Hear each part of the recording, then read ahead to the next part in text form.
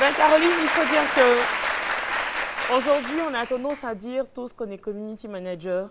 Il y a des entreprises qui embauchent des personnes juste parce qu'elles maîtrisent Facebook. Des entreprises embauchent des personnes juste parce que ces personnes-là maîtrisent Facebook. Mais ces personnes-là ne sont pas des community managers. Parce que le métier de community manager est plus complexe et c'est plus compliqué que cela.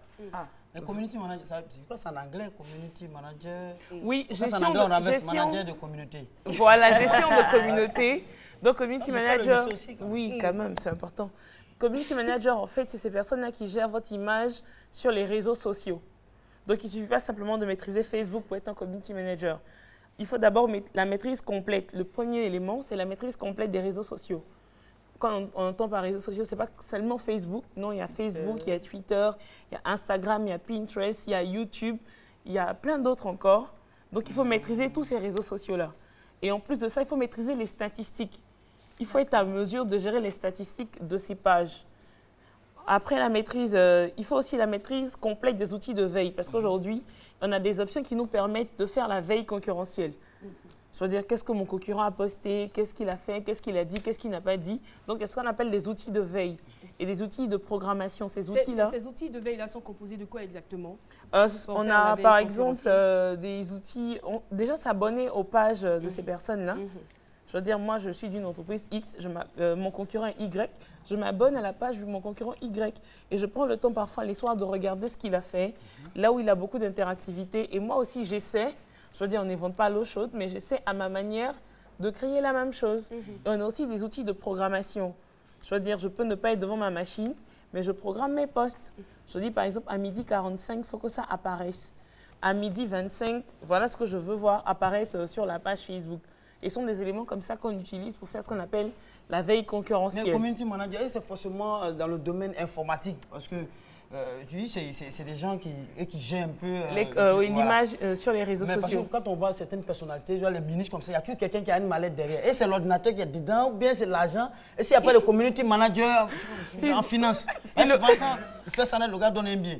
Non, c'est pas pareil. Elle parle de réseaux sociaux, domaine informatique. Voilà. Moi, je transpose ça aussi au plan diplomatique. Aussi, non, mais ça existe dans tous les domaines. Je veux dire, pour les personnages ou les personnes publiques, elles ont toujours besoin, ils ont toujours besoin d'avoir des personnes, des gens qui gèrent leur image, leur communication ou peut-être leurs finances, si tu veux. Mais là, on parle dans un domaine très technologique. Ensuite, il y a la connaissance des techniques marketing. D'accord. Il faut être à mesure de maîtriser le marketing pour être community manager d'une entreprise. Parce qu'en même temps, on vend l'image de l'entreprise, on vend les produits de l'entreprise. Donc, si on ne maîtrise pas, on n'a pas de notion en marketing, on ne peut pas être community manager. Ensuite, une organisation sans faille. Il faut avoir un programme bien détaillé, il faut respecter son programme. Parce qu'on ne peut pas être community manager d'une entreprise et ne pas avoir un emploi du temps strict et respecté. Donc, il nous faut une organisation sans faille. Ensuite, il nous faut aussi ce qu'on va appeler la passion du métier et du secteur dans lequel vous êtes. Par exemple, si tu n'aimes pas le foot, tu ne peux pas être community manager d'une entreprise qui parle de football. Donc, pour être community manager, par exemple, Philo, lui, il peut être vraiment community manager d'un humoriste. Parce qu'il il a besoin d'un community manager. Moi, je suis là, par exemple, humoriste. Moi, mon community manager, lui, il est humoriste, mais qui n'a pas d'ambition. Voilà, qui n'a pas d'ambition. Non. Je peux comprendre. Mais moi, je peux être community manager d'Agalawal. Oh, moi-même, bon, je vais aller de concurrent. Voilà, voyez un peu. Donc, il faut maîtriser le secteur dans lequel on se trouve. Ceux qui ne sont pas ambitieux dans le domaine. Non, Philo, je veux dire, attends. Je ne suis pas d'accord avec toi, Philo. Ce n'est pas parce qu'on n'est pas ambitieux, mais dans la vie, il y a des étapes. Oui. Je veux dire, il y a l'étape d'apprentissage.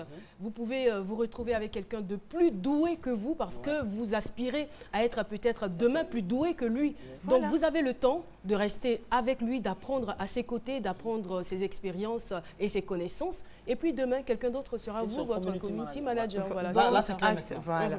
Ensuite, il faut une certaine maturité. Donc, tu peux être, par exemple, Jamel Debbouze. Voilà, oui. Ou de Magnifique. Oui, Magnifique, oui. C'est ton maître. Tu peux être le community manager de Perpignan aussi. De Perpignan, il va te dire ça jamais. C'est la même génération. Non, je peux être community manager de Perpignan. Je ne comprends pas Baouli. Je peux être community manager qu'il maîtrise le parler. Ensuite, il faut une certaine maturité pour être community manager. Parce que vous parlez au nom d'une entreprise. Donc, parce que parfois, sur les réseaux sociaux, il y a plein d'injures et tout. Il faut être à mesure de garder son sang-froid. Si vous êtes de nature bagarreur, vraiment, évitez ce métier. Parce que vous allez voir des injures et tout. Si vous n'êtes pas... vous n'avez pas une certaine maîtrise de soi, vous ne pouvez pas. Ensuite, on a l'éveil et la créativité. Il faut toujours vouloir créer quelque chose, il faut toujours intéresser. Il faut qu'à chaque fois que les personnes viennent sur la page de votre entreprise, ils crient « Waouh, c'est magnifique !» qu'ils soient intéressés. Ensuite, on a un sens du relationnel. Il faut savoir entretenir les gens, il faut savoir leur parler. Répondre aux messages. Répondre aux messages, mais je veux dire avec beaucoup de courtoisie. Nous sommes tous community managers ici, hein, parce que nous-mêmes, parfois, on a des attaques sur les réseaux sociaux. Moi, mais récemment, on dit Fronarine, là même, il fait quoi?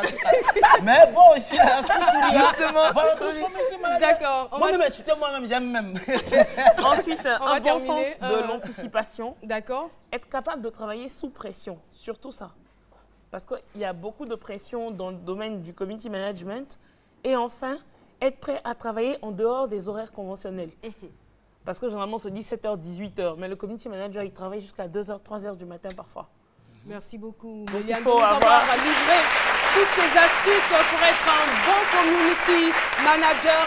Et bien évidemment, tous les chefs d'entreprise sauront maintenant le profil qu'ils souhaitent avoir pour être community manager. Il me plaît à présent, chers téléspectateurs et chers publics, de recevoir une grande dame du monde audiovisuel. Eh bien, elle a presque 20 ans dans le domaine et elle est productrice, réalisatrice. Je voudrais qu'on se lève et qu'on acclame très fort Anna Ballot. Anna Ballot qui est notre invitée.